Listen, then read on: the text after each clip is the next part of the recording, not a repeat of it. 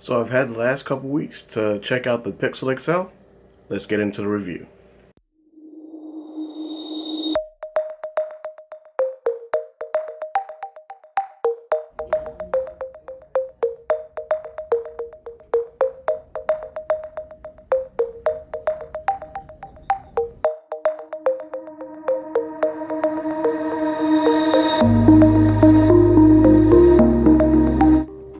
So first off, let's talk about the design. I would say, in my opinion, HTC did a good job, as a matter of fact, a great job building this phone for Google. The build quality is just spectacular. If you look at this thing, if you just look at the design and the way that this phone is, the actual whole form factor is actually pretty comfortable in your hands. Even for a 5.5-inch display, there are some phones that just don't feel this good in hand. Also, the fingerprint sensor on the back, I'm still neutral about that. I mean, it does feel really good in the, just being able to press it on the back of the phone versus having on the bottom or so, or some Sony phones have it on the side. Let me go ahead and turn down the brightness on this display. It is just a little too bright for the camera. There we go. So at least it's not gonna throw the focus off or anything. So yeah, overall I do like the build quality on this. As far as the actual design itself, like the glass back and the glass and metal combination, I'm honestly not the biggest fan of it, but it's actually grown on me a little bit. I do appreciate the fact that Google has no camera hump. It is a very solidly built phone. Like, if you watch Jerry Rig Everything's video, he tried to basically break this phone, and it's pretty tough. He couldn't bend it. So really good job there. Next, let's talk about the performance. The performance on this thing is flawless. Like, for the most part, you can, scroll through everything, and everything is just super quick. Only issues I've ever had was specifically if I was to try to pull up, I don't know what happens, but it happens with YouTube specifically. Sometimes some apps crash. Let's see if I can pull up YouTube here real quick. It actually works this time. But sometimes, occasionally, I do get the hiccup where it will force close on me. But overall performance, for the most part, is pretty smooth. There are no complaints in that department. That's basically the expectation that I've had since Nexus devices. I always get the best performance without any hiccup or lag or anything like that. Let's also talk about the functionality. Google this year decided with this Pixel to add a few tweaks in here, and they have them all in a category called Moves. If you can see that. So when you go ahead and select Moves from your settings menu, you've got a couple different tweaks here. You've got the swipe up or down, and you can just look at your notifications, which is really cool. I tend to use that mainly for, like, let's say if I'm watching a video or something and I get a notification, like with YouTube specifically, since YouTube I think with certain apps it won't actually notify you. And so I'll just kind of swipe down and see if it's important, and then swipe it back up, and then just ignore it if it's not important. And then that's really useful. I use that, sometimes, but it's really useful to me. The jump to camera, the double tap feature here, when you just kind of tap this twice and you launch into your camera, and then you also have the hello there. You have the I can't get it to go back. Okay, there you go. It's not perfect, but it works, and it's kind of hard to do on camera too. But you've got that jump feature, and then also, let's see, did I miss one? Let's go ahead and take a look here. We'll go back to Moves. That's pretty much it. The flip camera, the jump to camera, and the swipe notifications. Those are all pretty cool. And let's see. However, also, here's one thing that it's kind of a gripe to me, even though I have this feature, but just because I downloaded a third-party app, no lift to wake. See, I've got a third-party app called, I believe it's called Smart Wake. And what it does is, once again, it gives you some options for like lift to wake, or you can double tap the screen, or you can wave your hand over. It basically takes those Motorola functions and puts it on the Pixel or any other phone that you would like to use it for. And honestly, for the fact that Google did not support that for this phone, that they supported it on the Nexus 6P, it's kind of a bummer. It kind of is. Also, there are some nougat features that I do like. Just for the fact that if you have any Android phone that's running 7.0 and above, you do have the option to kind of go back to your recents. Like, let's say if I'm, yeah, Smart Wake, that's the app that I was talking about. Let's say if I go to that and I go to YouTube also, so I can also just go ahead and double tap and go right back to my Google Play. That's one cool thing. For Nougat, you also have the split screen. Let's say, so if I wanted to just go ahead and pull up my recent apps, and let's see, if I just hold down this button, if I hold down the recents button, well, actually, it's some apps aren't capable. Let's see if I hold down the recents button here. There we go. And then now I can just go ahead and choose YouTube, and I can also still use Google Play at the same time. So, well, that's another cool feature. That's a nougat feature. Then you also have the features that are included with the Pixel launcher, like the you can swipe up to get through your apps in the app tray. You also have 3D touch features. Like, you just do a long hold on your apps, and then you'll see menus pop up here. They've got some for Google Chrome. You know, when you press and hold the icon down, you'll get like some shortcut options there. I don't really use those too often. I found myself using those more on iOS, just mainly because the menus that you have to go through in iOS to do simple things, it's necessary there, but with Android, if I need something, I'll just set up widgets and stuff like that, so that's cool. Also, the fingerprint sensor. Yeah, fingerprint sensor works really well. I don't have any gripes there. Most fingerprint sensors work really well. Some people say it's not the fastest, but it's fast enough. You know, it's either they work or they don't. And the display is pretty good. For the most part, it's, as I mentioned before in my 24-hour impression video, this display, it's really solid. I have no gripes with the display at all. It's really vibrant. You get a lot of colors. And I don't, like I said, I normally keep it at 45%. It's even lower just so that it won't cause any issues with the camera, so we won't have this little glare or overexposure kind of look here. So, but for the most part, the display is great. It's vibrant. It does what it's supposed to do. It's I would say it's a premium. It lives up to that category of having a premium display in a phone, in a premium phone. And then also we've got let's talk about the camera.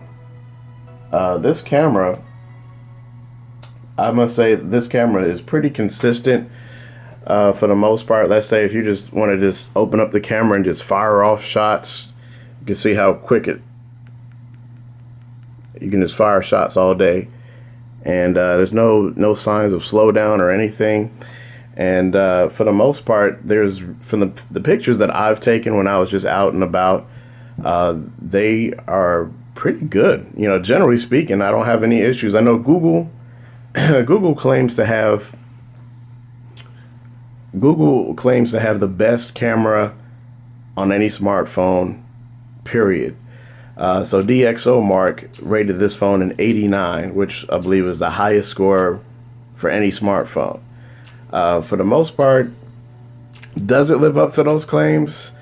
From a few devices I've used, well, I was going to say from all the devices I've used, the Note 7, I believe when I had it before I had to take it back, had the sharpest pictures. If I was to say, unfortunately I don't have the Note 7 to compare, But if I was to be able to compare the two, I would say the Note 7 probably would be a little sharper than the images on this phone.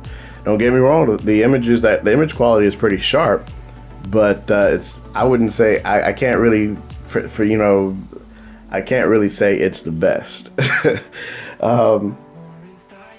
Also, but the dynamic range actually looks really good when you're out and about. Like, you can look at the sky and you can see the details in the clouds, things like that. As I mentioned, pictures do come out sharp and crisp. When you take those blur picture modes, like let's say if I was to go ahead and let's try this real quick. Take the camera out, and we're just going to go ahead and do an example of the blur. So all you need to do is swipe out from the left side, and we can do a lens blur. So we just go ahead and snap the picture, and then you rotate the phone up, and then it will try to go ahead and produce the picture. Let's go ahead and take a look at it. So it should be processing. Well, actually, did it? And this one didn't come out too well. But let me try it again, just one more time. I think it's already in that blur mode thing. So, well, let me try this. I'm going to try to hold it up.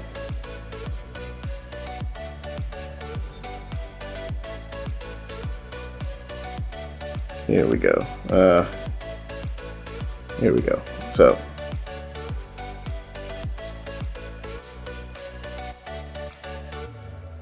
all right. So picture taken, and let's take a look at it. So you get a little bit of a blur effect, but I guess because my camera is too close to it, so it's kind of hard to really pull it off. There's not really a lot of background behind it, so there's no no background there. So, but yeah, the blur from other photos that I've taken actually has come out pretty well. But yeah, camera's pretty quick. And I've also taken some video footage when I'm actually walking.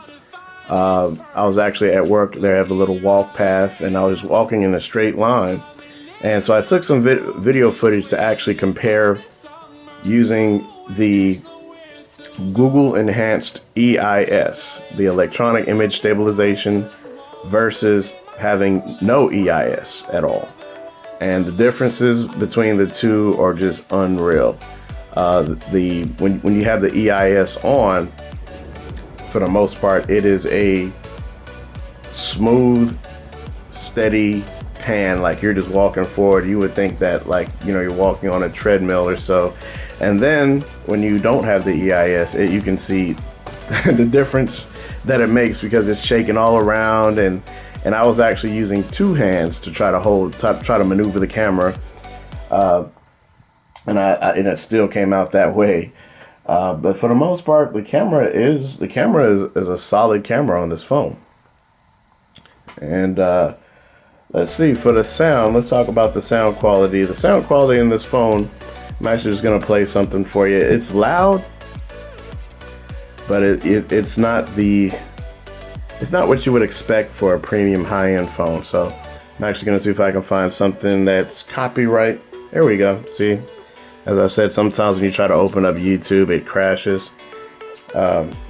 Not quite sure what's going on with that. If anybody else is having that issue, let me know in the comments. So right now I'm just going to go ahead and see if I can pull up some no copyright music.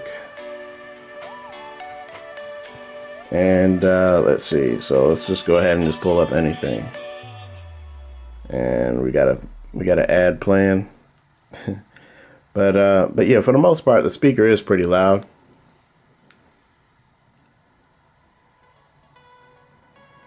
And this is a low song, so I'm just gonna go ahead and fast forward a little bit.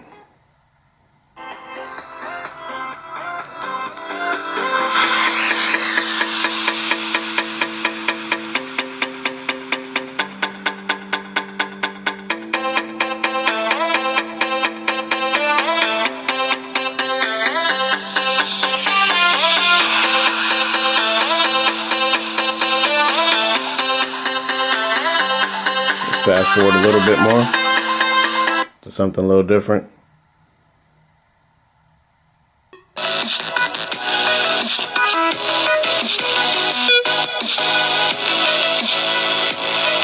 You can hear a little bit of bass coming out of that speaker, actually.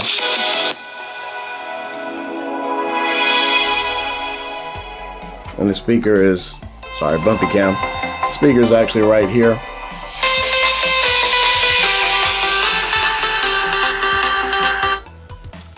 And so, as you can see, the speaker works. I mean, what I would prefer is for a phone in this price range between the $650 to $869 price range that they have on this phone. Excuse me. That price range from $650 to $869. I would expect some stereo speakers. If you didn't at least put stereo speakers like where you have one in the top and one in the bottom piece. I would at least expect to have, maybe they could have had the dual speakers down here at the bottom, but Google decided not to do that. Also, there is a hack right now where I saw an article the other day where you can actually get, you'd have to root your phone, and they have some scripts that you can run that you can actually have the stereo speaker kind of like the iPhone has their setup there. Shout out to J. Will. But they do have that hack, and if you wanted to do that, you can. And then the last thing, well, actually not the last thing, I actually have a couple more things I want to talk about. Battery life. Battery life has been pretty solid on this thing, with the exception of the fact that I'm using this Smart Wake app just to be able to lift the screen. It does kind of take a little bit more battery life, but overall, for the most part, battery life is solid. If I didn't have that app, I would be getting like between 5 to 6 hours of screen on time each day.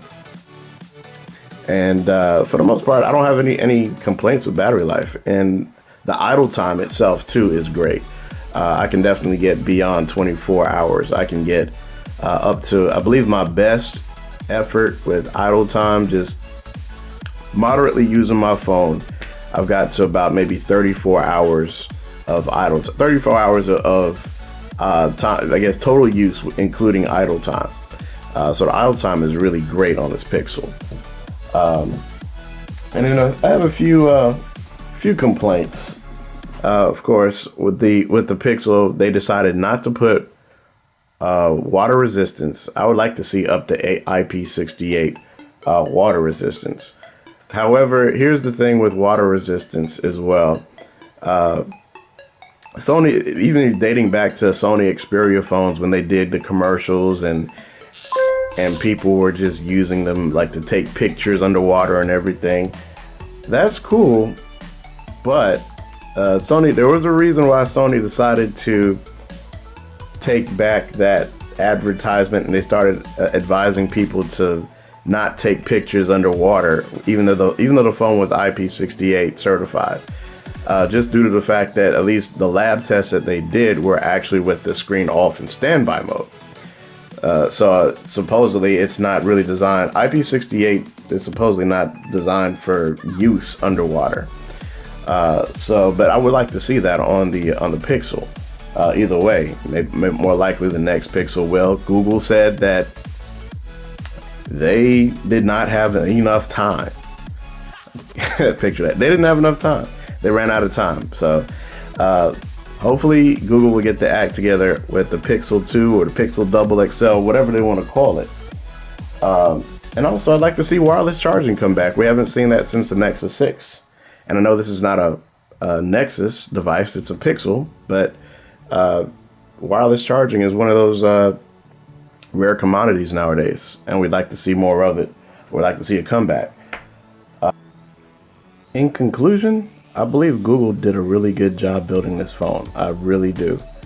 Everything from the build quality to the software to the camera, and it's really just a combination of all those things put together, all those ingredients in this cake make this version of Android the sweetest version that I've ever used. And it's the speediest, fastest, snappiest version that I've ever used. And I highly recommend this phone. And I know there are some people out there that are this phone is probably out of their price range. If it's out of your price range, that's fine. There are other alternatives that are much cheaper. Specifically, another phone that I picked up called the Leico La Pro 3, which went on sale for $300. I have already I've already filmed that video, and I'm in the process of putting that unboxing impressions up. But specifically for the Pixel XL, if I was to give it a number rating, I would seriously give this like a 9 out of 10. On a day-to-day basis, I never experienced any lags, any drops, any hiccups, any of that. As I mentioned, as you saw, the only occasional hiccup I have is maybe some apps not working, like YouTube. It'll just like force close, and I have to relaunch the app. Small things like that. But other than that, battery life. This is the best Google device I've ever used. Just point blank. But as I mentioned, should you buy it? That really is up to you. If you are into stock Android and you just like the pure version of Android, you don't like any skins on it, you're not gonna get any better than this. You're not gonna get any better than the Pixel. But if you're a person that's kind of like a Note person or a Samsung person or an LG person, or you like a lot of features, skins, software tweaks, things like that, then you might be better off waiting for the Samsung Galaxy S8 or the S8 Edge. We don't know if they're just going to combine them, get rid of the two, or still keep them separated. But for right now, I'm honestly highly impressed with this phone. So if you have the opportunity to get it, and you were thinking about getting the Pixel, and you know that they do offer payment plans, so that is another option. So, but with that, I'm done with this review. Like, share, and subscribe. Take care.